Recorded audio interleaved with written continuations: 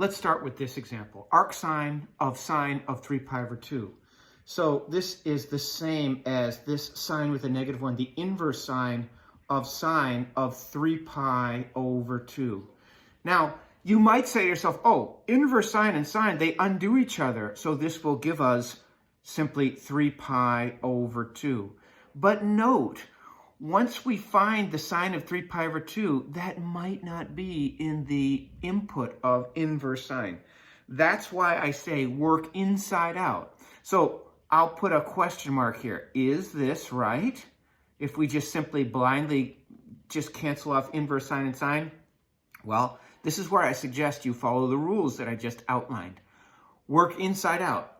This is the inside function, this is the outside function. So I'll work inside out, and I'm going to draw two circles.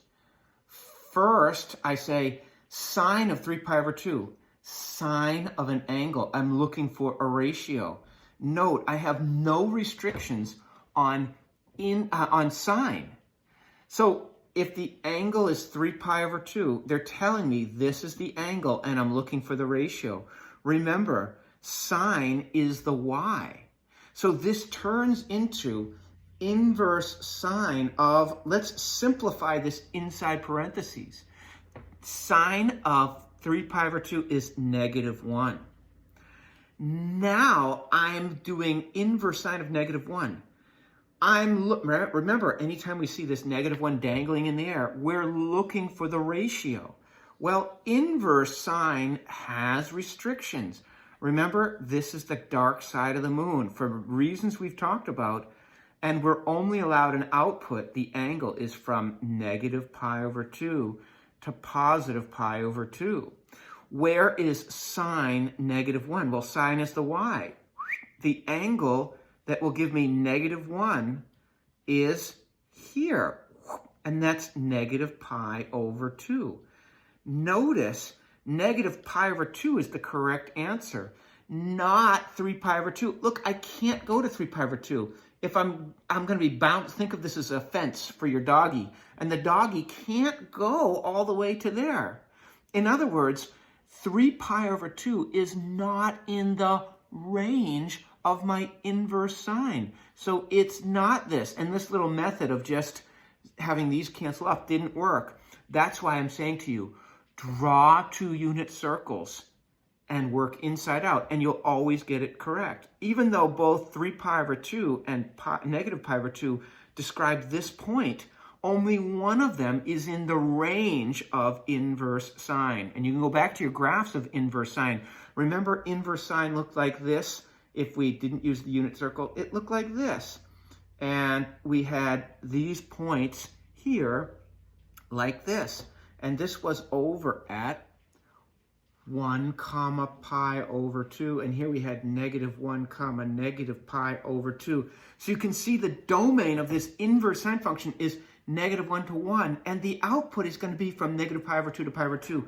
That's what we have here. So 3 pi over 2 is not in our range. It's not in our output. So we had to draw 2 circles and work inside out. You'll always get the right answer. Here we have tangent of arctangent of negative 5, which, don't be afraid of arctangent, it's simply inverse tangent of negative 5. Now, remember what our inverse tangent function looked like. It looked like this, and we had horizontal asymptotes at y equals negative pi over 2 and y equals positive pi over 2. So they're saying inverse tangent. Remember, when you see this negative 1, we're looking for the angle. And this is the ratio. Well, that's the input there. And remember that the input goes from negative infinity to positive infinity. So this is one where I'd say, look, the input there, that ratio can be anything, and our output will be from negative pi over 2 to pi over 2. So in this case, I can say, well, these are going to undo each other and simply leave us with negative 5. What are we actually saying here? We're looking for the angle, so this must be the ratio. So, all right, I'm told that remember, inverse tangent has open circle and open circle. And so we're only allowed ASTC. Where is tangent negative? Well, it's positive here, so it's negative there. So if our triangle is down in this fourth quadrant and here is our angle, we're told that the opposite, remember tangent is opposite over adjacent. The opposite over adjacent, don't forget that we're looking for the angle, so this must be the ratio. That's opposite, -5, over adjacent. So, as I said, work inside out. Inverse tangent of -5 over 1, that's not a special triangle. I don't know what angle this is, so I'll call it theta.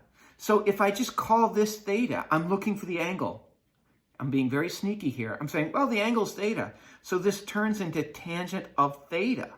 Well, now I'm looking for a ratio. If I put my eyeballs looking through this angle, the ratio of tangent is opposite over adjacent, or -5 over 1, which simplifies to -5, as we anticipated. So you can do that still using these unit circles. Arc sine of 5 pi over 3. Remember that this is inverse sine of 5 pi over 3. I'm going to say work inside out, draw two circles.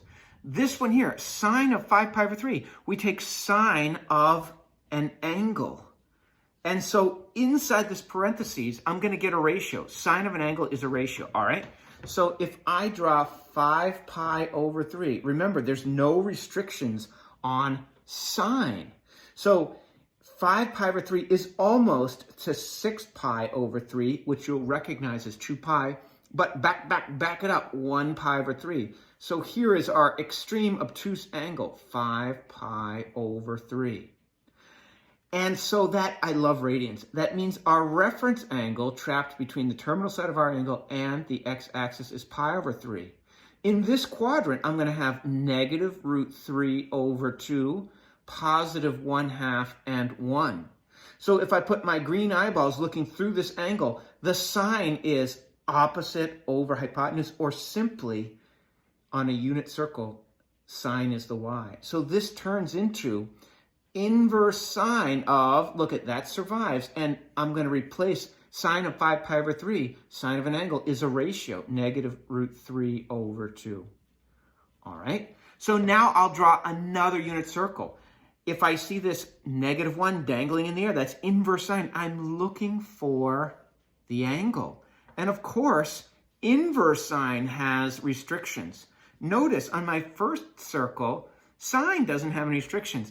But I know my output, which is the angle, is going to be between -pi over 2 and pi over 2 inclusive. And so if I'm looking for the angle, this must be a ratio. So where is sine negative? ASTC. Sine is positive here because they're all positive. Sine is the y. It's positive above and negative below. So I'll draw in my angle. There it is. That's what I'm looking for. I'm looking for this angle, whose sine is -√3 over 2. So this is 1/2 and 1. Essentially, I know I drew the same picture again, except that I colored this in. So what angle gives me that?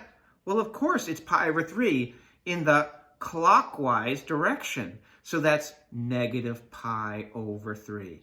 Notice this is another one of these cases where if you just said arc sine and sine, or inverse sine and sine, they cancel each other off, you'd get it wrong.